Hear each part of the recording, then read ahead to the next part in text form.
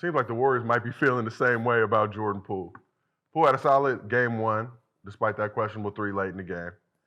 In games 2 through 4, Poole has played a total of 48 minutes.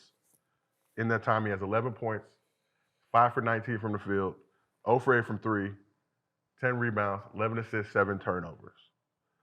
So, first question is, how can Jordan Poole end the slump and bring some drip back to the pool party?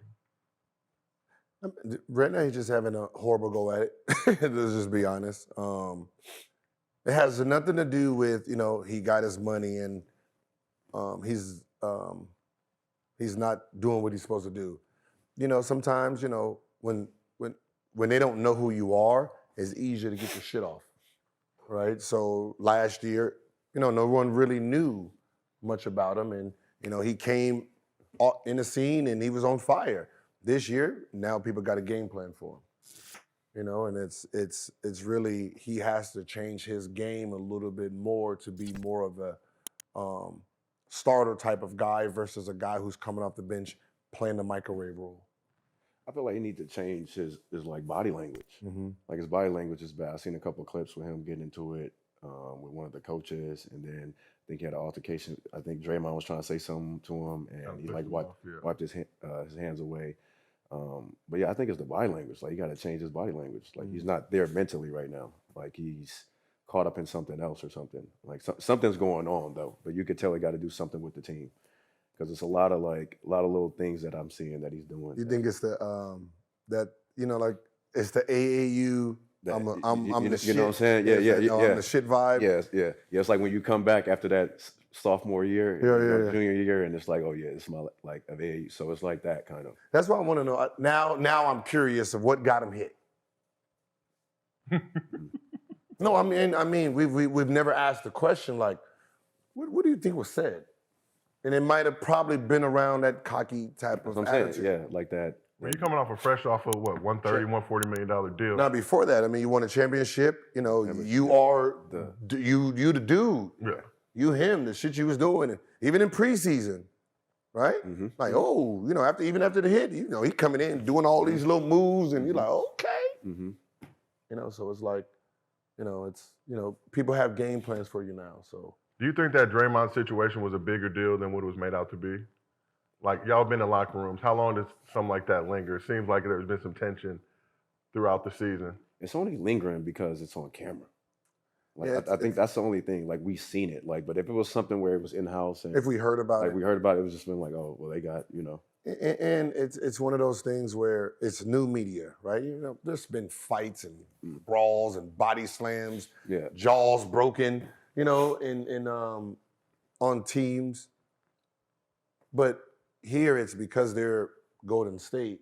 Every time a game's playing, like whoever didn't say this is gonna say, like 41 road games, right? Every team they played on the road, that announcer's gonna mention it because they didn't get a chance to. So they want to do it too. I gotta talk about this, Shit, we gotta talk about it here, but so it's one of those things. It's because the way the game is played and the way the media is now, that anything that happens between the two, they're gonna always bring up the incident. So last season, Poole in the postseason shot close to 40% from three, 39.1%. This postseason, he's at 28.8.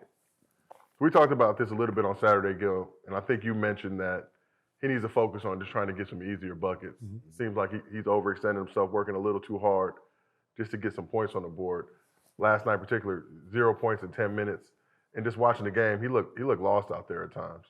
So what advice would you give Jordan Poole, just from a bucket-getting perspective, about how to get his game going? Shoot easier shots. Get yourself going first. And remember,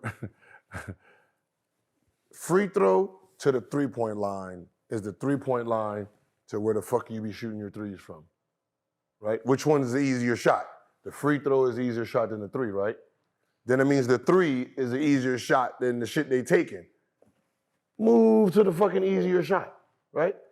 From here to half court, from here to the end of that goddamn other baseline, that's only worth 3 fucking points, right? So I want to shoot the easiest three out of the fucking threes. I want to shoot the easiest one, right? It's like they think it's cool to see who can shoot the furthest. Right? Oh, then you shot it on there. Oh shit, I'm about to back up. Motherfucker 1 for 47. Like that ain't cute because they put the one on.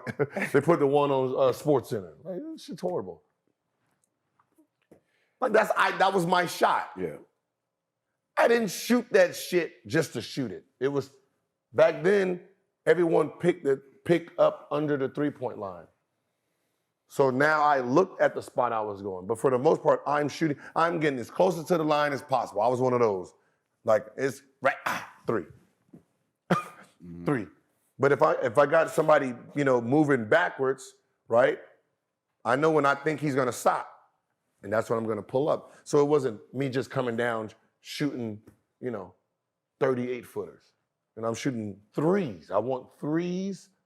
Not these long extended threes for no reason, just messing up.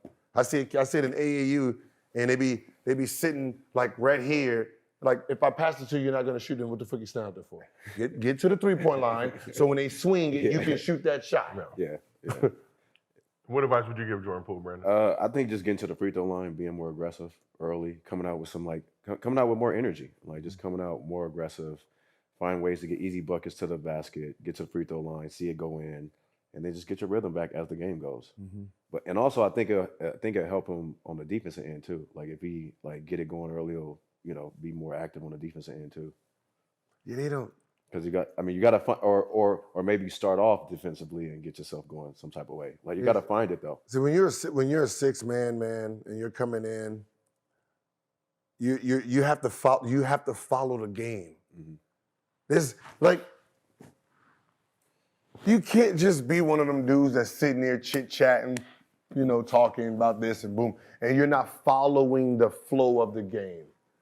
So when you follow the flow of the game, when you come in, you're already a part of the rhythm. Okay, all right, this is how we doing it. So when you get in, you're like clockwork. Like when Lou Williams come in, the way he plays the game, he's trying to get free throws first. So that's when the game comes, he stop hitting you, shoot free throws, and he's doing that type of style versus somebody like, it's going to be harder for Jordan Poole because for the most part, Golden State is really never in a penalty. So when he comes in, he can't benefit from nothing. And they got to make shots. That's somebody you should talk to too. Lou Will, Jamal Crawford. Yep. Guys who's been in that position has been successful with it. I think those would be some guys you should talk to because they definitely got the pointers. So it seemed like when the Warriors gave Poole that deal, they were banking on him kind of being the future of the franchise to usher in, I won't say the end of the Splash Brothers era, but to help keep that steam and that momentum going. But if you're the Warriors, do you have to consider moving Jordan Poole this summer based off his playoff performance? Yes. I'm rolling. If you can. Huh? If you can. I think they can. I mean, he's still young. It just depends on who wants to pick him up. Yeah, because whoever's picking him up is picking him up as a 6-man. You don't think he's ready to make that move to a start on another team? I mean, listen, when you get labeled as a 6-man, to be honest, man, it's hard. It's really hard to get out of that role. Like you really have to be you have to really change drastically. And it's more mental on how you look at the game. Yeah, like you have to be on some James Harden shit. Yeah. Like he started off 6-man, but he was on some whole other shit. But they already realized he wasn't. Like you can look at James and say he's not as. They're just doing that for money wise. Like okay, who else was there? Who was there? Robinson. Shit, it was him. It was who's coming? Who's in front of him? Is it? Rob. What's his name? He couldn't shoot. Robinson. Yeah. Was it him that was there? Pulling it up. Or back down. Talking about his rookie year, like his first 2 years, right? Yeah. First 2 years, I think. I don't know who was there at that 2 spot. Pulling it up. Hold on. But wasn't Reggie Jackson there too with all of them? Yeah, they came out the bench. Let's see. Stove, right? Was it Stove? Yeah, Stove was there. Cephalosha. Yeah. Wait, how many games did you start? 42. Yeah, so it was him. Yeah, so that's who he's coming off the bench for. Which makes sense for a team thing. For that team, yeah. For the but team. his last season with the Thunder, he was the third leader in minutes per game behind, obviously, KD and Russ. Mm-hmm. And they just, you know, the deal they made, you know, which Rockets was like, nah, we're gonna max you out. Yeah. We're gonna max you out. Just come on over here. So, you know, like, you know, right now he's in a 6-man role and he has to try to figure out how to be a successful starter in the NBA. Yeah. I mean, I think he should. I mean, man. I mean, the trade idea is good, but it's just like, man, I'm just curious to see what happens if he does go to another team. Sometimes you might not ever hear from him again. Yep. Like that's the scary part about it. Like you're with Golden State, where you can play, learn, keep getting better, but you know, you get traded, we might not hear about you. Is Jordan Clarkson? He's a 6-man still, right? Mm-hmm. Yeah, in Utah. Utah, and they traded everybody. And they still made him. You see how that kind of works? Like you would think that at some point that he would be in that starting position, but you know, some people are just meant to be 6-man. Do you think like people maybe are overreacting a little bit just to one bad series? Or Yeah, no, yeah. I mean, it is one bad series. It's one, you know, just playoff. It's just one bad year in the playoffs. You know, when you pay somebody, you expect their game to elevate. Sometimes it just doesn't. You know, he's gonna have to get back in the lab and really, you know, dial his game in and what he thinks is the next step forward for his career. And is maturity an issue at all? Because, you know, Brandon, you talked about the poor body language, which we've seen a lot of. There was a report after yesterday's game from Kareth Burke, who's a Warriors reporter, that inside the locker room it was tense. He was kind of back to the media, not really answering, and, you know, his teammates were all around kind of listening to him. So it seems like with this squad, that's one thing they've kind of hung their hat on and prided themselves on is being mature, with Steph being that leader, Clay being that leader, and the locker room guys like, you know, just through there that, you know, Draymond having those positive influences. But is maturity going to be an issue at all for Jordan Poole moving forward? I think so. I mean, you got to be coachable. I told you, like that clip I saw him get into it with one of the coaches. I mean, that wasn't a good look during the playoffs. They said Andre had to go talk to him in the back. But like, it's mentally, man. You're gonna have to figure it out. It could be, you know, him and Draymond situation. Who knows? Like, it could be all type of things. But they're gonna have to figure that out, especially going forward and moving forward towards next year too, because that's not gonna work. Those two. Man, I don't know what y'all players be watching and don't understand that there's cameras in the whole damn arena. They can see everything you're doing, right? So if you want to yell at a coach when you get subbed out, put the towel over your head like you just resting and be cussing they motherfucking ass out. Right. Yeah. That's all I did. I just put the towel on my head like, you know, I'm high, just be, you mother. When we get back to the locker room, everybody fine. I'll say some stupid shit like that. So you're never going to see me yelling, going back at the coach publicly. Yeah. Right? I'm going to sit right next to the coach. You know, give him a little water, drink it, put it on my head like I'm hot or something. I'm just being that motherfucker, just let it loose. Just let it loose, bro. Just let it loose.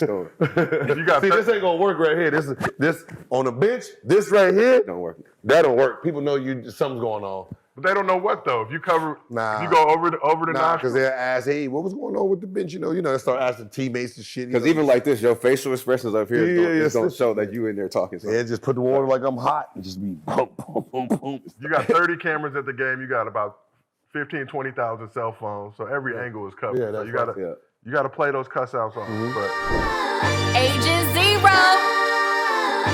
Change the game.